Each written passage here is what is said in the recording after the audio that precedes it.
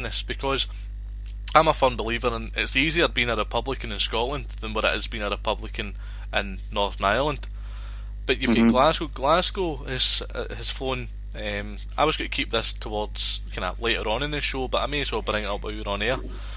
We know that Franny McAdam, regional organiser for Cairnaherne, he has applied to Glasgow City Council to have the tricolour flown from Glasgow because they failed getting it above, or we believe they failed getting it flown above North Lanarkshire.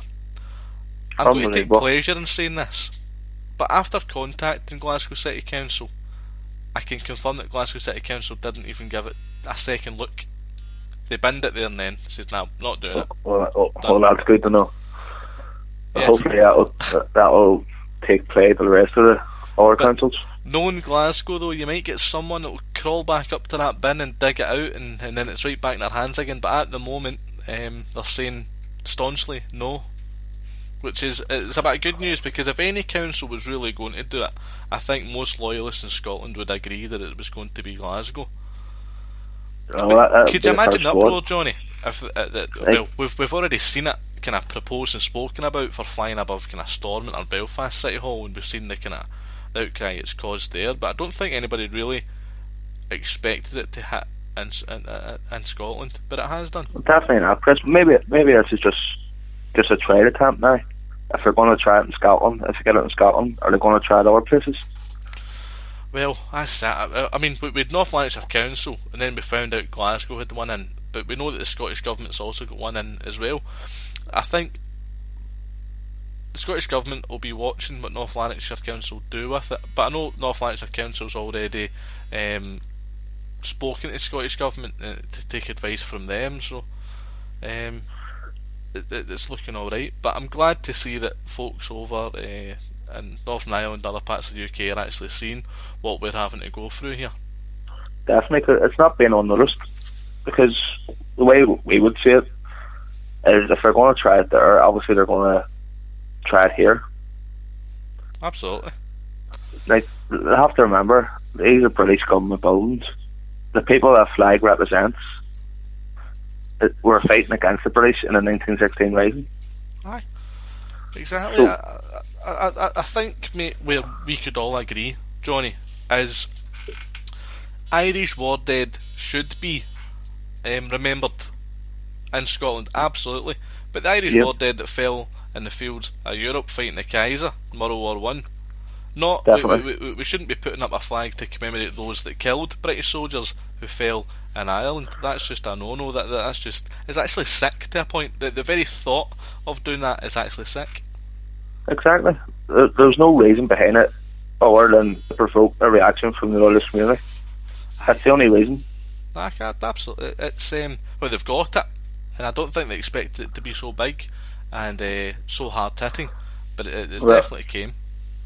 Well, hopefully the rallies and protests in place do work out, and everyone obviously gets home safe as well. Saturday at 2 PM. Here's hoping, mate.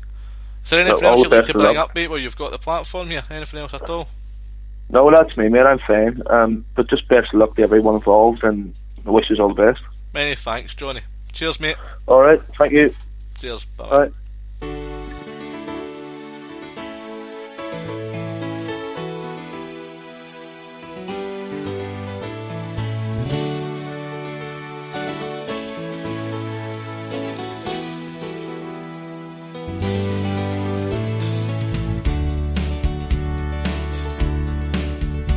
As a youthful son of Ulster lay dying on the sand in a far-off bloody battlefield on Libya's foreign strand, his comrade knelt beside him with a sad and heavy heart to hear the dying boy's last words before life did depart.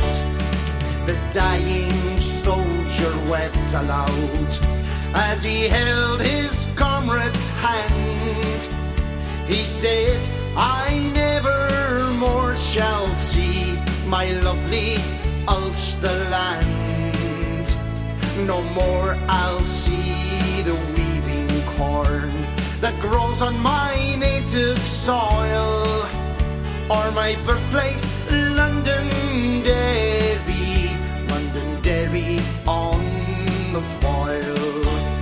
Just tell them there where young and old struck down upon the field, where not for one short hour ago their rifles they did yield. Well, some had come from a foreign land where the eastern sun does boil, but this lad came from Ulster's Londonderry on the foil.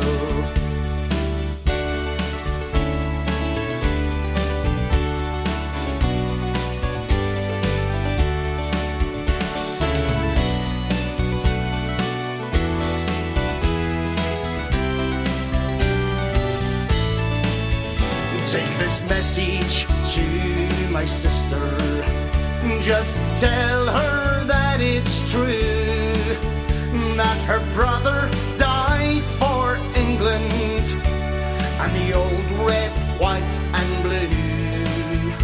And my father, who has gone before, will meet me up on high, for he was once a soldier too, and not afraid to die.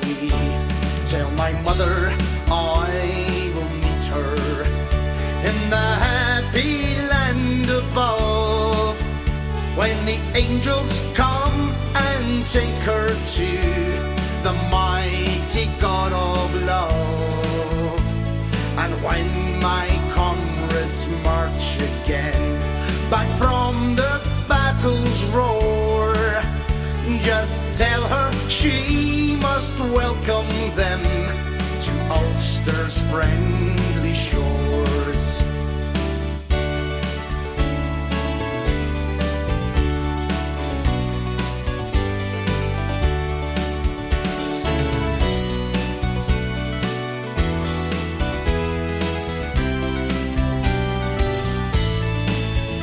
I've a sweetheart in the fountain, she's my only pride and joy.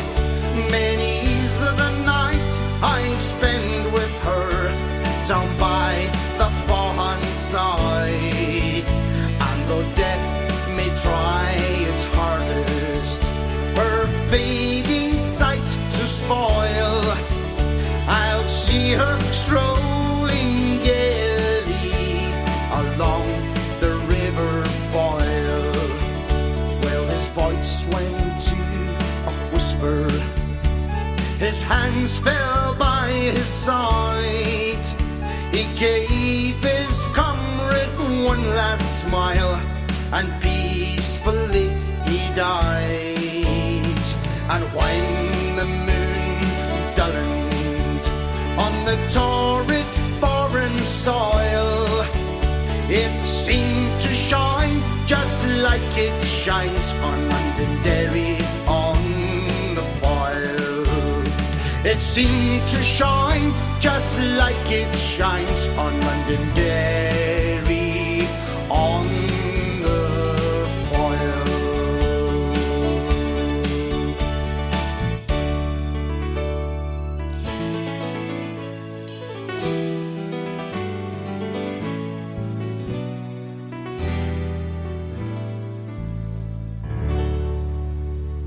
Thanks for tuning in to the PL Community Radio, broadcasting live from the PL Community Hub. Tonight's show, North Lanarkshire Council and that flag. We've got a lot of kind of things coming up, especially with the demonstrations and different things that's going to maintain the pressure on North Lanarkshire Council. But sadly tonight, folks, we're going to have to end the radio kind of sharpish due to unforeseen circumstances. It's nothing too major. Nothing that we need to go into. It's just a circumstance that we're going to have to stop broadcasting tonight. I need to be elsewhere. But we'll need to we'll leave you with this. The loyalist community in Scotland is so fractured. It's not split and there's different kind of splinter groups. It's fractured. That's how bad it is. That makes us weak. If a community's got a kind of a division where it's split 50-50 things, that community's still very much strong. But when it's fractured to the point where it is, where the PO community in Scotland is, it's damning. It makes us very weak, and for the size of the community we've got in Scotland, to turn around and say that that community is weak, that's it's outrageous. It just goes to show that strength and unity and kind of things like that. It's true what they say. There is strength and unity, but because we are not united as a community, we are not strong. That's why Republicans are constantly pushing their agenda here in Scotland, because they see it. They see any opposition against their agenda as weak. And what has happened the past week is, for the first time in quite a while, what we've seen is when the loyalist community start pushing back on something, they're not viewed as weak whatsoever. They're viewed as very strong. They're viewed as a community that, if they want to do something, they will do it. They're viewed as a community that's far too big to be ignored anymore. And I think we need to get a taste for that in our mouth, and we need to say that is the way forward. What's just been done this week with everybody uniting and everybody getting the pressure on and uniting as one, that's how we need to continue. Because if we continue on that path, then being a Republican in Scotland is going to be very bloody difficult. And that agenda that they're pushing is going to hit block after block after block. And that needs to happen. Because this is Scotland and Great Britain, and it's our country, and it's our laws, it's our flags, it's our culture, and that's absolutely fine. Now, if you want to bring your culture into Great Britain, then integrate, have a wee bit of culture, share it. But what I will say is, what's Irish about terrorism? It's a question. It's a question that I'm posing. It's a new campaign that Regimental Blues are launching next week.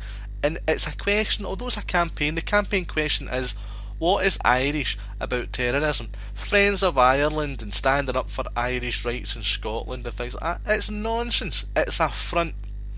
What is Irish about terrorism? That's the question. Nobody can answer it. You're putting on parades, volunteer such and such of this, volunteer memorial this and that, blah blah blah blah, commemoration evenings with Irish rebel bands talking about the IRA and talking about blowing up this guy and this place and this pub and yada yada yada. That's not Irishness.